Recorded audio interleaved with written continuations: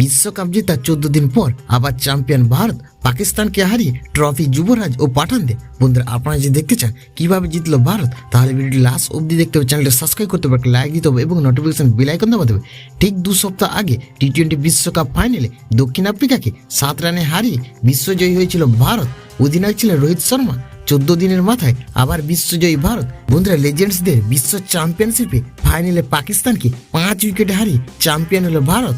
শনিবার বার্মিংহামে টস জিতে প্রথমে ব্যাট করার সিদ্ধান্ত নেয় পাকিস্তান। 20 ওভারে তারা 6 উইকেটে 156 রান করেন।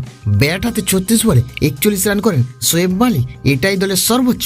বল হাতে অমরজিৎ সিং 4 ওভারে 43 রান দিয়ে 3 উইকেট পান। একটি করে উইকেট পান বিনয় কুমার, পবন নেগি এবং ইরফান পাঠান।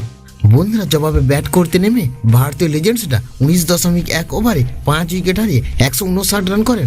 বন্ধুরা, ভারতীয় কিংবদন্তিদের অসাধারণ ব্যাটিংয়ের জেরে ফাইনালে ফের টিম ইন্ডিয়া সামনে হারের মুখে পড়তে হয় পাকিস্তানকে। আম্পাতি রাইডু 30 বলে 50 রান করেন, যার সুবাদে তিনি ম্যান অব দ্য ম্যাচ নির্বাচিত হন। বন্ধুরা, রাইডু নিজের ইনিংসে 5টি 4 ও 2টি 6 হাঁকিয়েছিলেন। বন্ধুরা, এছাড়াও গুরকিত সিং মান 34 এবং ইরফান পাঠান 30 রান করেন। পাকিস্তানের তরফে সব থেকে বেশি উইকেট নেন আমির ইয়ামিন। বন্ধুরা, তিনি 2টি উইকেট নিতে সক্ষম হন। এছাড়াও সৈয়দ আজমল, ওয়াহাব রিয়াজ আর শোয়েব মালিক একটি করে উইকেট নেন।